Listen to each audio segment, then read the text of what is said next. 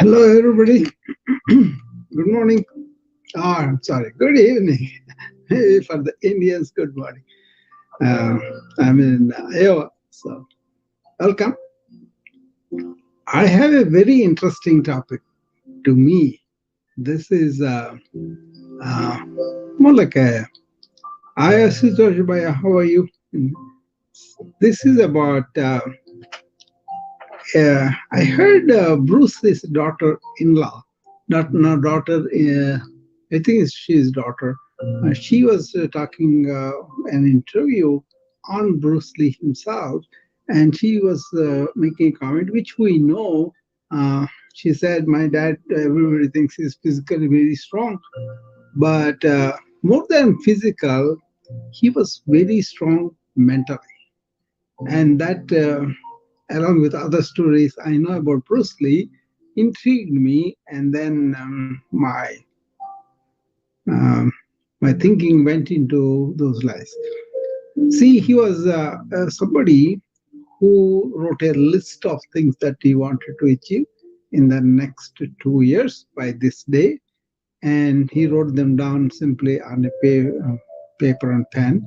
And then every one of them, like a 10, 20 of them, every one of them he achieved by the end of the 2 years.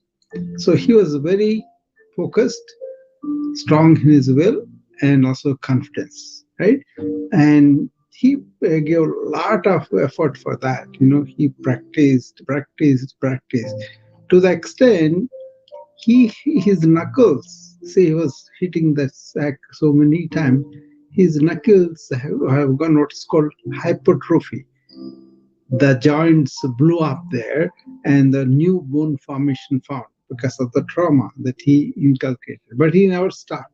He went on doing that. So, for ordinary folks, it looks like madness or something. No, he was so focused, and he went what we call limitation of the mind, wavering and not being confident and doing things halfway or getting hurt for some things. All those things we go through, right?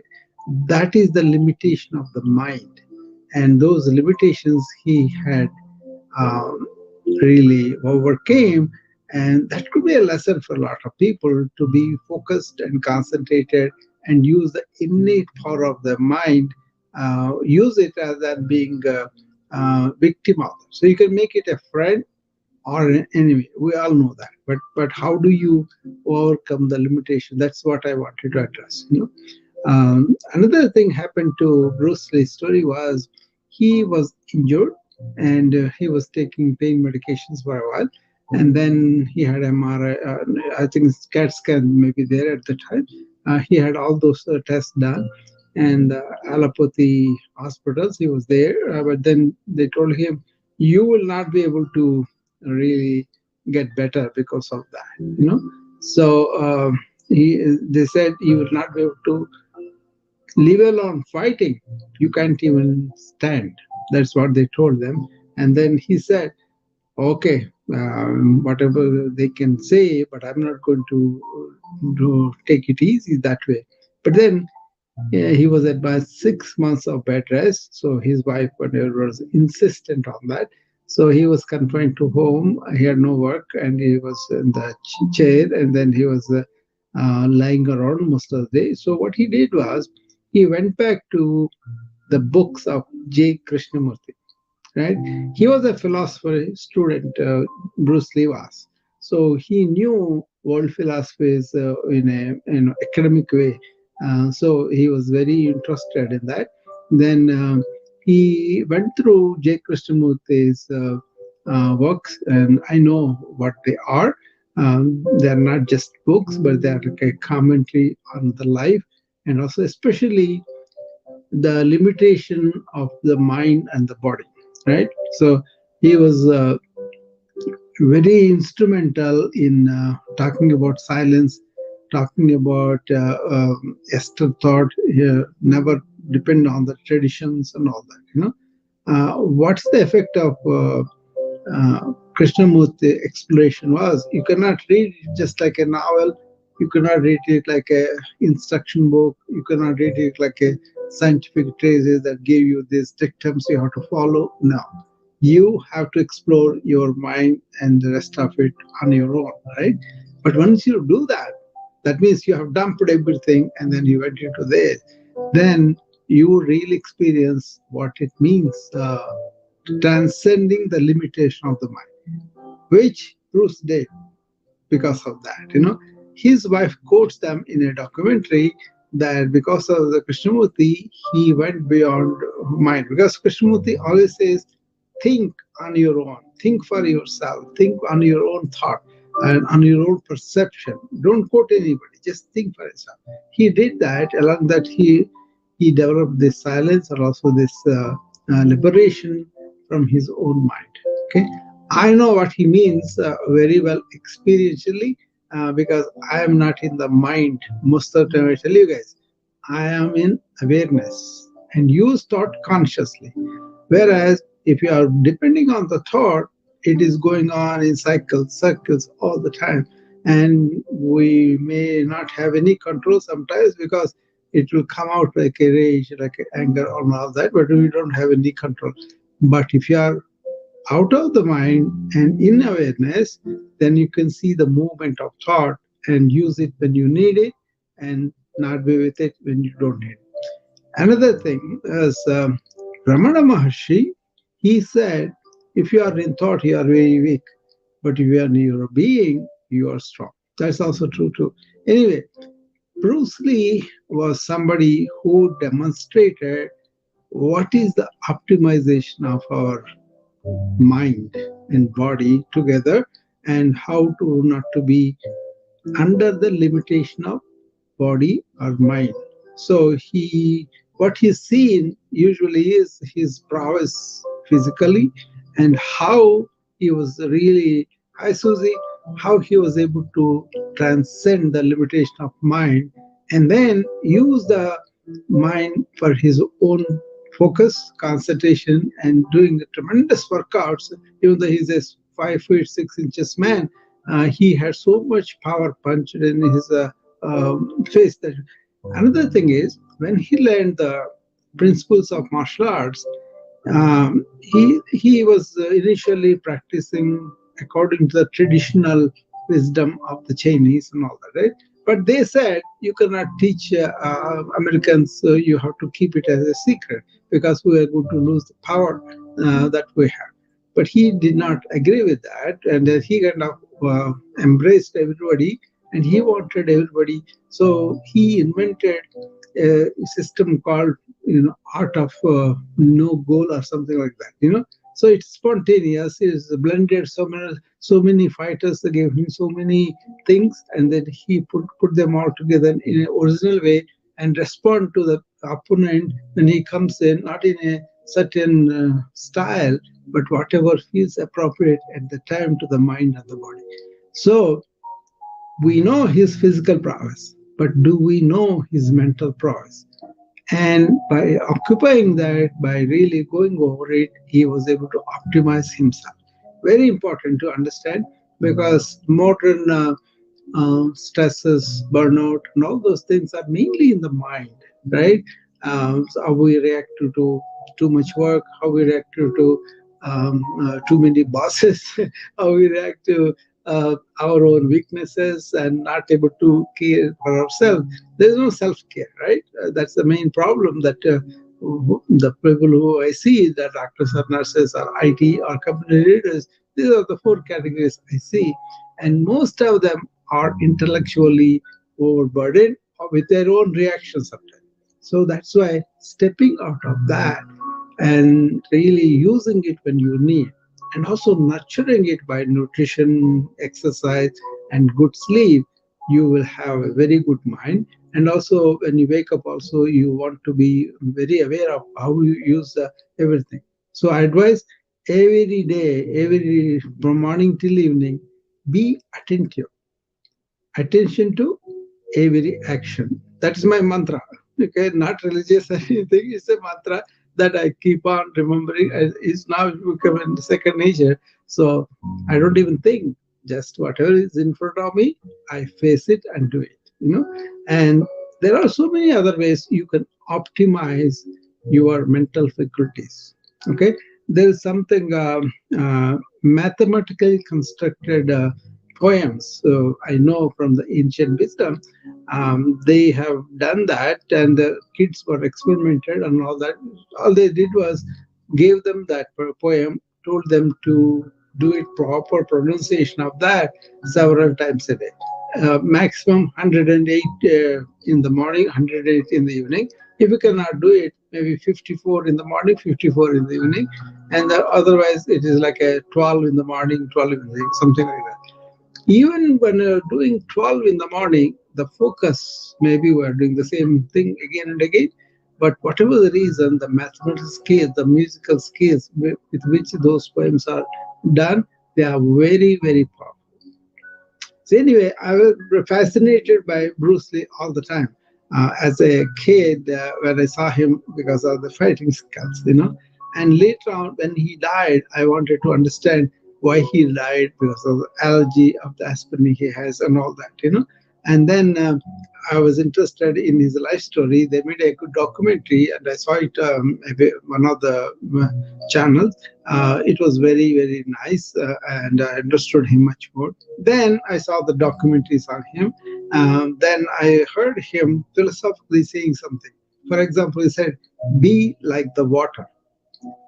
Water, wherever it has resistance, it will go around it, and it yields and then conquers. It can be powerful, but then water is always going to the um, lower levels, right? From the higher levels, always going to the lower levels. There are so many descriptions of that. How water is very flexible, very much powerful, and how it occupies everything around, and how it gives life to whatever it touches. Right? We know that the rivers and all. And philosophically, water is forming from the sea. Sea kind of evaporates, clouds are formed, and then they pour down and they become the water. And the water cannot stop. It's restless till it finds its source of the sea. It runs towards it. Like that, in spiritual terms, you are born as a human being that they call jiva, and the jiva's aim is to go back to the source where it came from, and that's why it wanted to discover that by doing the self-exploration and then finding that source from which we came is within us, and that is where in India they say Brahman, and then you are Atman. You kind of join that. In Chinese medicine, other place they call that a Tao. So same thing. One powerful force that created, and we want to join them or know what it is, and then mix there. That is the um, symbolism. Okay, they use that too. Very fascinating. So I became interested in that, and also in Bruce Lee's movie Enter the Dragon. In initial scenes, there's a kid that comes to learn, uh, his training, and then he tells him, uh, pointing the finger to the moon. He says, "Don't concentrate on the finger, then you will miss the glory of the moon." There's a lot of meaning in that too. So I was fascinated because I was somewhere reading those things and learning from that, and then he was saying that. Then I thought he must be kind of philosopher. That's right, and it was true. He has taken philosophy as a major or something in his college years, and he went back to it and he studied it whenever he had problems in his life and found answers. I think that's very true. You can have the scientific things that break up, well, fine, but also you should tap the ancient wisdom without religious contradictions and all that. If you really go to the wisdom, that can be applied to modern life, and then we'll have a lot more peaceful, a lot more stronger in mind and body, and then we can really live better too. I always brag how I am almost 70 now, but I don't use any medications, and then I don't drink and smoke. That's also there. But I have a lifestyle that really makes me stronger, body wise and mind wise, and also emotional stability. And I try to share it with all my friends in my wellness club. That's what we do. An hour of awareness where we do the postures, deep breathing, all those things result in focused mind, attentive all that we are doing, and also joyous existence with other people, and really non-reactive. We don't want to react to everything, but we want to respond with a cool head and even emotions. So I value both modern science and ancient wisdom. It's a question of um, really getting the balance where we can really understand what are those systems, why they have gone deep into the inner being of the human being and understood much better. Okay, we have technology that can do a lot of good things for us outward, but in that quest for the simple benefits outside, we lost the inner resilience that otherwise could be had. That's what I teach most of the doctors and physicians, nurses. Develop the resilience to the life's events as they change, because it was not like before. Before, when I practiced, before we were treated very, very well. All doctors are like gods. Whatever we say, it is to go. That was not right either. And then now that other people also have taken part in the delivery of care, and in the process they have a say too. It was difficult for people to do. On the other hand, these middle people came for money. They're kind of making the service part of the physicians, nurses very difficult. That's why they're burning out. Not only work is overload, the EMR documentation is too much, and they don't have time to take care of themselves. I am lucky in that way because I was able to always insist on self-care, because yoga is a habit, and then that went in, and somehow I was always drawn to the spirituality side. I'm not religious in the terms I do rituals and all that, but I know the essence of the religion is spirituality. Then once I landed up there, we don't have to do anything external really. Anyway, that's a present. Maybe you think I'm crazy, but I'm not. Bruce Lee or Steve Jobs, they all talked about self-actualize. That means you have the body, you have the mind with the emotions, but you have a life force within you. That is the essence of you, and your tools are your mind and body. How effective are you really treating your tools, how effectively you are maintaining them? That's where I examine as a physician, a scientist, what are the things that are coming up. It could be genome editing, it could be microbiome, it could be nutrigenomics, which have been talking about all these things all the time. So I have an eye on what is going on in the modern quantum physics. Okay, quantum body. It's not quantum body, it is not mechanical body like Newtonian physics. Now it is quantum mechanics, according to quantum body. So a lot of exciting things are going to happen. One of the biggest thing will be personalized medicine. People are going to be given a lot of tools to monitor devices or to really um, help themselves with the choices and all that. Even I have an app now. It was just approved yesterday. It is going to have a lot of my inputs in there, but also some of the yoga routines I did myself will be there. So just to help people at various stages with the different options that they will have. But combination of modern science and medicine and ancient wisdom. Okay. So I will stop there. I think I almost spoke for half an hour. Anybody has questions? Ashutosh or Susie, Austin, on this. Who are these people? Okay, Coach Emily, Kristen Bond, Sophia, Stevenson, Jason. So anybody have any questions, please come up and I will be willing to answer if you have, or you tell me anything you know about Brucelee. I'll be happy to listen to him.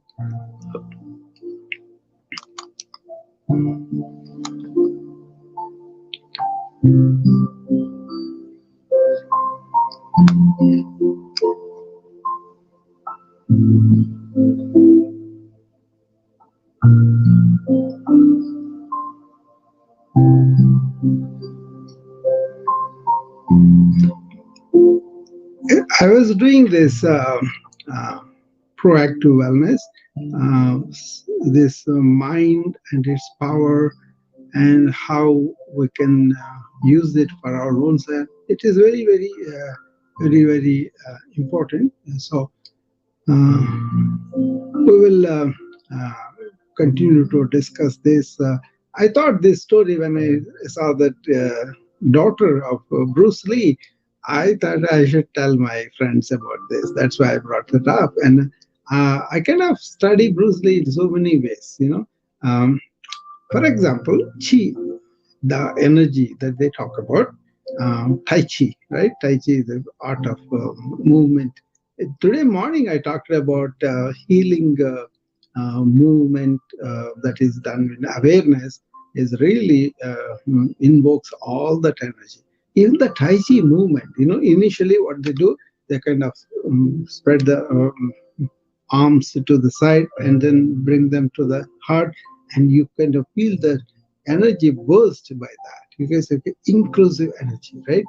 Lot of mental chatter, lot of emotional lability, they rob that. So having that chi in touch and also directing it to the what we want to do and learning how to replenish it. See, if you cling to the things or material things, you have no dispassion to that, and then a lot of energy will go towards acquiring. That's like they describe this in ancient wisdom like a grasp, like a big grasp of uh, a person to the things as though they are permanent, they are really good. And that's where a lot of this energy goes out to. It's a big science anyway. They had this mindful movement really enriching our energy. In India, it's called prana. Breathing is not prana. What the prana is the central energy that is coming through you. That is the life force, I call it. That is what they described as Brahman all over, and that comes into us, and then we have that center from which everything else comes. And so they call it like a jiva. That jiva is there, but then Jiva is separate from this prana. Okay, that's a completely different. What it is that energy wastage happens because we have so many modulations of mind. Uh, a scientist discovering something at the time of his doing it, he's optimizing energy, and he gets that from the universal energy that's inside, and then everybody else's mind opens up. Up until that time, suppose we were living when the Earth was discovered to be round, but we have the mentality the Earth is flat, and then we say, "Oh, this is the only truth. What you are saying is not." That's the state most of the modern people are too, because science is wonderful, but it's not everything. Scientificism has grown, religiosity has grown from the real, real truth. All you have to do is take them what they are, but don't say everything is panacea, like ancient wisdom panacea or modern science is panacea. Take the best in both of them. That's my theory. It's not a cop out. It's kind of being understanding the growth of the science, understanding the thousands of years of wellness to the humanity from the ancient wisdom. Live naturally, closer to the nature. Examine your own ego. You may say, I don't have ego, but if you say I, that's it, you have ego. So have it under you as a slave. Anyway, I don't want to go on rattling like this. If you guys are interested to talk about this, come up. Otherwise, I'll be closing in a few minutes. I'm very happy to bring in Bruce Lee and then present my fascination with him and love for him too. I love him because of his martial arts, his tremendous hard work. Even though he did not live more than 32 years, he had changed millions and millions of boys or girls' lives because martial arts was taken to the level that it deserves to be seen. And same thing, physical movement, keeping the mind calm, breathing deep, and then harmonious things with people. All those things he represented, I think, So that's why I love him. He really changed me. I don't do the martial arts, but I do yoga. Same thing. Okay? Uh, this is all awareness based, therapeutic, body movement according to the energy, and that is not impeded by your own conditioning thought, right? So it's like a awareness based, not thought based systems. They observe the nature, observe the animals, observe themselves. While you're practicing, I always ask my students to observe themselves. That is swadhyaya. Then you can learn from your own life, your own behavior, your own conclusions and all. But you let loose the thought, dominate everything, it won't let you perceive what is going on. Okay? So, long live Bruce Lee's name and his efforts and hard work and all that. But the main thing I wanted to tell is what the daughter said. Everybody thinks Bruce Lee is physically strong. Sure, he is. But he is mentally very, very strong. He can do like that. See, he got into trouble because of that too. He was working very hard at some place and he was so focused, so he was able to do a lot of work within 4 hours. Other people are not able to do even one-eighth of what he did in those 4 hours because they are lazing around, they're letting their mind go around. Sound familiar? Most of the office workers, most of the modern workers, they do. They think they are doing a lot of product. Why they are not able to do is they don't have the concentration. Yoga, martial arts, they give you that. Focus, concentration, and balance. Balance within and outside. Uh, so anyway, I can go on singing praises about this because I am well treated by these systems very much. But doesn't mean I'm not into the modern things. I am more than a lot of people. Okay, but then combine them. Be judicious. Okay, thank you very much, and I will see you again tomorrow morning with another episode on the proactive wellness, which I have been presenting for the last 21 days, I think. Tomorrow will be 22 days, I think. But there, the essential thing going on is what are the things that we could do proactively to be well. Okay, this is one of them. Aware that your mind can be limiting you, and aware that there are methods to get out of the limitation and make it much more effective tool. See, it's like you are using it constantly, you are beating the horse continuously, and it's going to exhaust, or it is going to really, mechanical mind is going to break down, dementia and all. But if you know how to increase its capacities by doing a certain thing, and if you know how to revive it by resting properly, that will be good. Okay. Are any questions? You are welcome. And look for my app. It's called Be a Pal to Real Wellness. BEAPAL. That is, Be a Pal is like more like a, what I say, be a friend, right? Be a pal to real wellness. Real, I also put it real there because it is right now. You do an energetic workout with awareness and love. Or right now, E for energy, E for awareness, L for love. So that's the way we do wellness club in the morning. So that's why I put it there. Hopefully, I can add my own routines and everything to that app. It is approved yesterday and ready for distribution. The people who are working with me, they want to wait for the Android version also before I add my video. I have a lot of videos that people can use. There will be a lot of freebies that they can use, and there will be courses, regular courses we are doing right now. They will be there too. It's not for the business; it's for to help the people. Okay. Hopefully, many people get to see it, and many people will have impact. That's good. Okay. Thank you.